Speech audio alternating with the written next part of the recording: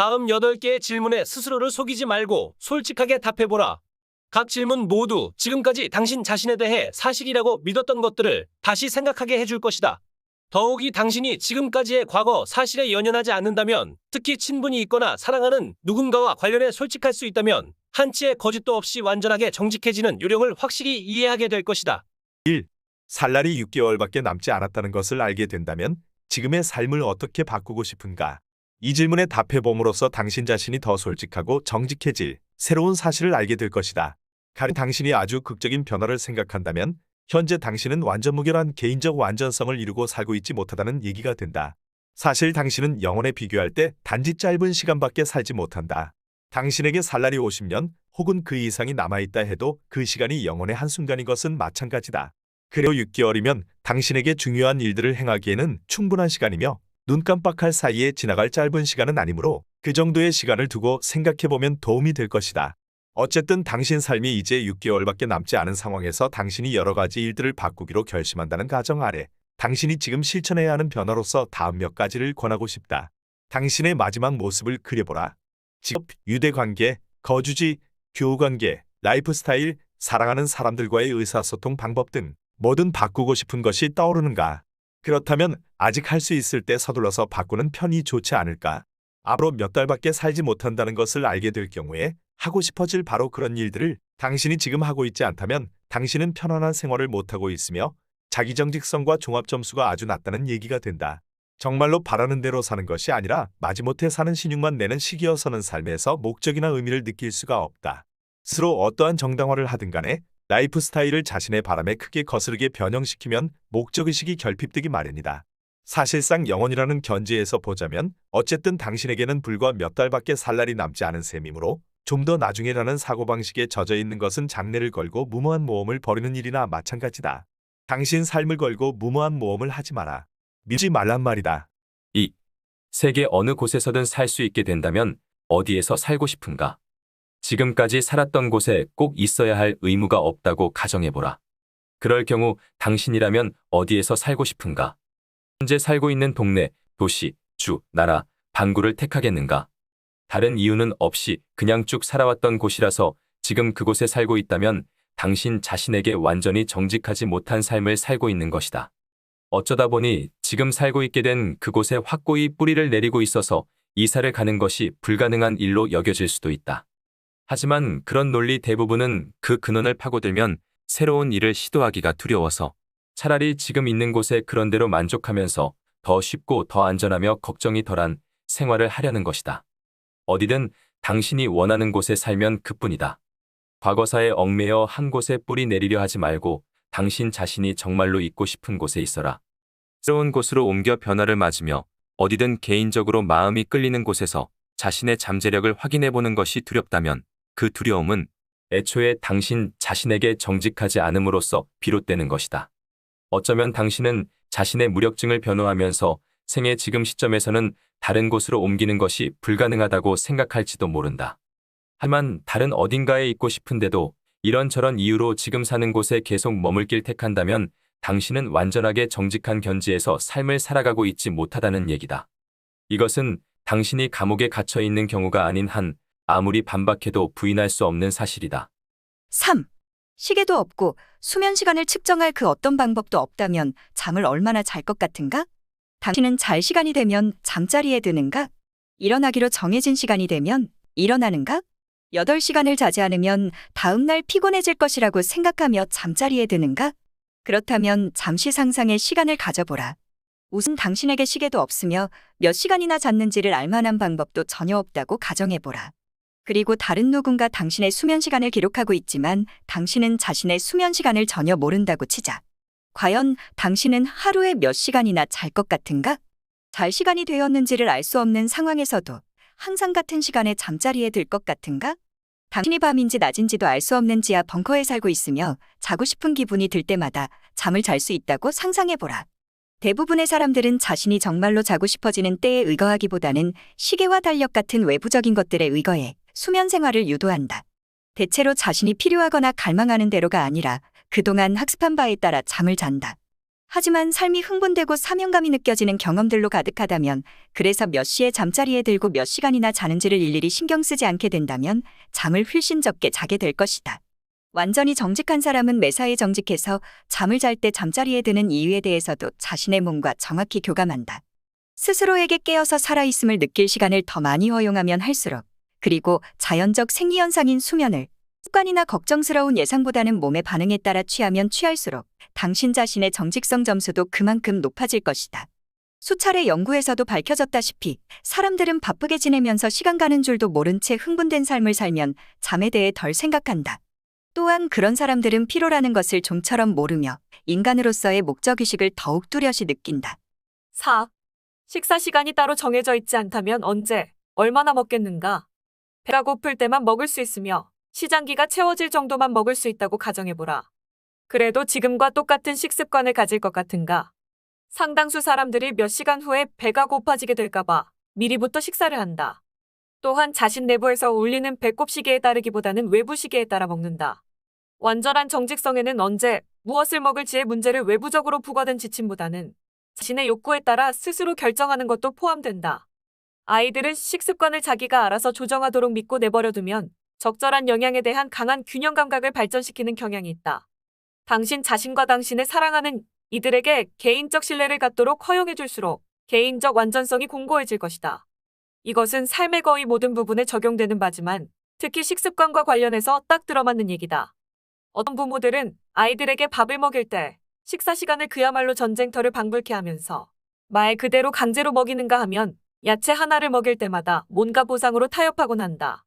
말하자면 당신 자신과 당신이 사랑하는 이들에게 신뢰를 주지 않으면 건강에 유익함을 주는 식사 시간이 지극히 자연적인 과정이 되지 못하고 악몽같이 끔찍한 시간으로 바뀔 수 있다는 얘기다. 단지 식사 시간이 되었다는 이유로 다른 사람들이 모두 식사를 하려 한다는 이유로 혹은 지금 먹지 않으면 몇 시간 후에 배가 고파질 것이라는 이유로 먹을 필요는 없다. 먹고 싶을 때 먹는 것이 딱 좋으며 당신 자신의 건강에 대해 적당한 판단을 내릴 것이라고 스스로를 신뢰하지 못하는 경우가 아니라면 그 어떤 지침도 따를 필요가 없다. 5. 돈 같은 것이 없다면 어떻게 하겠는가? 그냥 뭐든 마음껏 상상해보라. 생계를 꾸리는 문제는 제쳐두고 경제적 측면에서 부담 갖지 않아도 된다면 무엇을 하고 싶을지도 자문해보라. 현재 당신에게 아무런 의미도 없는 뭔가에 고군분투하며 삶을 보내면서 각종 청구서들을 지불할 돈을 얻기 위해 어쩔 수 없이 그 일을 해야 한다는 말로 스스로를 정당화하고 있다면 당신은 당신 삶에서 개인적 부정직성을 취하기로 선택한 것이다.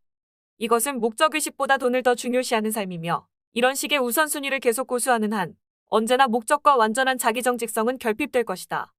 사람이 돈을 쫓게 만들기보다는 돈이 사람을 쫓게 만드는 식의 개념을 진지하게 고찰하여 이를 실천으로 옮기는 사람들은 그다지 많지 않다. 즐거움과 목적의식을 가져다 주는 일을 하다 보면 삶에서 성취감을 얻을 수 있을 뿐만 아니라 책임을 다하며 빚을 지지 않고 지낼 정도의 돈 또한 당신을 쫓아오기 마련이다. 하지만 금전적으로 파탄이 나서 결국엔 일신의 안녕마저 허물어질 것이 뻔하다는 이유를 내세워 당신이 정말로 좋아하는 일을 할 수 없다고 믿고 있다면 돈을 쫓는 신드롬을 계속 따를 테고 이런 신드롬은 그 자체로서 당신을 심리적 교착 상태에 빠뜨릴 것이다. 무엇이든 당신이 정말로 즐거워할 만한 일은 가장 훌륭한 생계수단이 될 수도 있다. 지구상에는 모든 수요처가 있는 법이다. 당신이 개인적으로 성취한 일로부터 이득을 볼 수십억에 이르는 잠재 인구가 있지 않는가. 따라서 외부적인 안정감을 보장받기 위해 돈을 쫓기보다는 목적의식을 일깨워줄 일들을 하기 위해 위험을 무릅쓸 만큼 당신이 스스로에게 정직할 수 있느냐 없느냐만이 문제다. 이 방면에서는 위험 감수가 불가피하며 따라서 그 위험을 피하기로 선택한다면 대중가요의 가사처럼 나는 행복한 바보가 되어 금전을 위해 버둥거리려네 식의 태도를 취하게 되는 것이다. 6. 당신이 실제 몇 살인지를 모른다면 몇 살로 살고 싶은가? 만약에 당신이 생일을 모르며 어떻게든 나이를 알아낼 방도도 없는 상황이라면 자신을 몇 살로 추정할 것 같은가? 현재 특정 연령대만이 할 수 있는 일이 있다는 판단 후에 나이를 이유로 수많은 일들을 금기시하고 있지는 않은가? 나이 어린 사람과 나이 많은 사람은 처신법이 달라야 한다고 여기는가?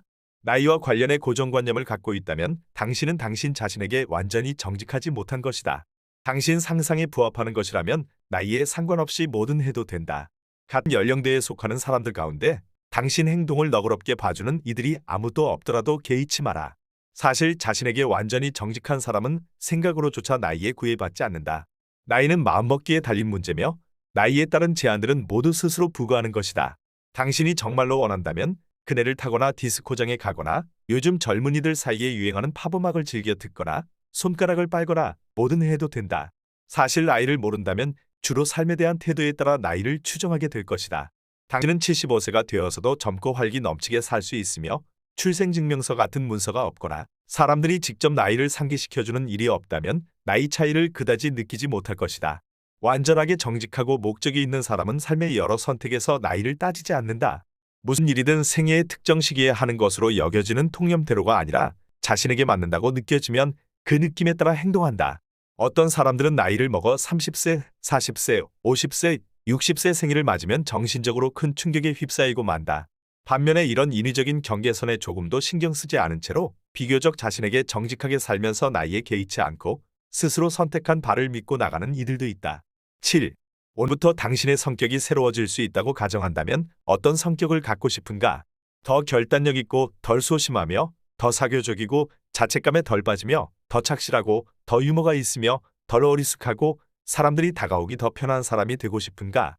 당신이 지금 바라는 대로의 성격을 가지고 있지 못한다면 현재 당신은 자신에게 완전하게 정직하지 않는 삶을 살고 있는 것이다.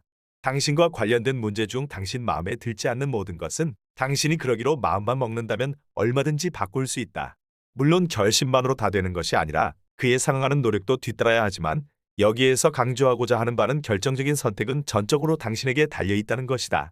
당신이 지금 가지고 있는 성격은 당신이 그대로 용인해 줌으로써 비롯된 결과다. 완전히 새로운 성격을 선택할 기회가 주어진다면 지금과 다른 성격을 선택하고 싶은가? 사실 당신이 인식하지 못하고 있을 뿐 당신에게는 바로 지금도 그런 선택권이 주어져 있다. 당신에게 계속해서 소심하거나 신경질적이거나 우유부단한 채로 살라고 강요하는 사람은 아무도 없다. 그런 선택은 당신이 내리는 것이며 당신이 정말로 원한다면 철회할 수도 있다. 완전하게 정직한 사람은 자신의 성격은 자신의 책임임을 잘 알고 있어서 자신의 현재 모습을 두고 다른 누군가를 탓하지 않는다. 현재 자신이 선택한 모습의 유년기 경험이 다소 영향을 미쳤음을 인식하더라도 마찬가지다. 완전한 정직성을 갖추면 남 탓이라는 것을 하지 않는 법이다. 다시 말해 자신의 현재 모습에 대해 남들을 비난함으로써 자신에게 자신이 바라는 대로의 모습이 되려는 능력과 의지가 부족한 것을 변호하지 않는다. 8. 사람들을 묘사할 때 흔히 쓰이는 형용어들을 활용할 수 없다면 당신 자신을 어떤 사람이라고 표현할 텐가? 당신 스스로를 정의하되 대다수 사람들이 크게 의존하는 전통적인 형용어들을 사용하지 못하는 상황이라고 가정해보라. 말하자면 나이, 거주지, 출신 학교, 인종, 경력, 가족관계, 경제적 위상, 기혼 여부, 머리색, 키, 이름 등등에 대해서는 말할 수 없는 상태에서 당신이 어떤 사람인지를 정확히 묘사해야 한다. 할 수 있겠는가? 우리의 실상을 감추는 가면으로 번번이 활용되고 있는 전통적인 형용어들에 의지하지 않은 채로 당신 자신을 설명할 수 있는가? 인간으로서 당신이 느끼는 감정에 대해 솔직하게 얘기할 수 있는가? 당신의 개인적인 목적의식과 의미의식에 대해서는 어떤가? 당신의 감성, 초조함, 자기변명, 열망에 대해 설명할 수 있는가? 사랑을 주고 받을 수 있는 능력이 어떠한지에 대해 솔직히 터놓고 얘기할 수 있는가? 세상에 기여해 지구상에 당신의 족적을 남길 수 있는 능력에 대해서는 어떤가?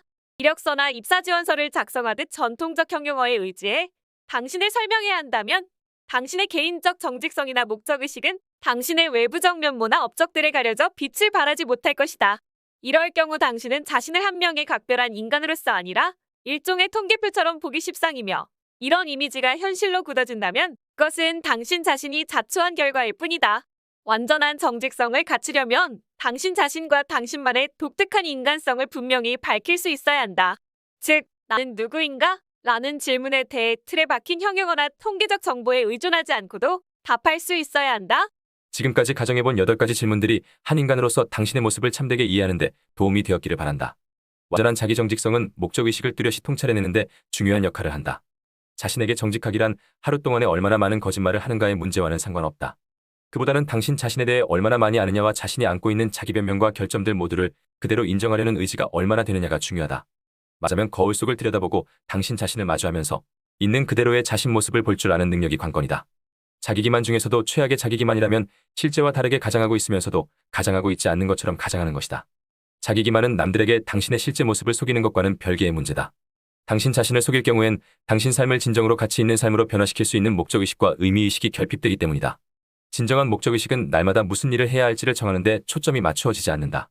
그보다는 정직한 태도를 취하면서 자신의 신념에 따라 나날을 이어가고자 전념하는 데 중점을 둔다. 사람들은 내게 끊임없이 묻는다. 어떻게 해야 제가 정말로 하고 싶어하는 일이 뭔지를 알 수 있을까요? 대다수 사람들이 여기에 답을 얻지 못하는 이유는 자기 내부의 목적의식에 의거해 성공하길 바라기보다는 무작정 성공을 쫓고 싶어하기 때문이다. 이해하기 어렵고 심지어 형이상학적으로 들릴지도 모르겠지만 나는 다음 니체의 말이 위의 질문에 대한 최고의 답이 될 것이라고 본다. 왜 살아야 하는가 하는 이유를 알고 있는 사람은 삶의 어떤 경우에서도 견딜 수 있다. 온전한 정직성은 당신이 무슨 일을 선택하느냐에 따라 얻어지는 것이 아니다. 무엇을 하든 그 일을 하고 있는 이유가 당신 스스로를 가치 있다고 느끼기에 합당하다고 생각함으로써 얻어지는 것이다. 지혜이숲 채널 운영자 성필원은 무계획적인 사상가를 뜻하는 캡이라는 필명으로 활동하며 스스로를 학문과 성공의 지혜를 결합시킨 최초의 세속 철학자로 칭한다. 기존의 인식과 완전히 다른 의미 있는 삶의 철학을 추구하면서 그 결과물을 글과 강연을 통해 발표하고 있다. 양처럼 살 것인가 늑대처럼 살 것인가와 생존, 정법으로커, 인간농장 등 다수의 저서를 펴냈으며 내 안의 백만장자와 행동하라. 그러면 부자가 되리라 를 직접 번역해 책으로 내기도 했다. 페이스북에 20만 명 힘이 되는 좋은 글 같은 다양한 사이트들도 운영 중이다.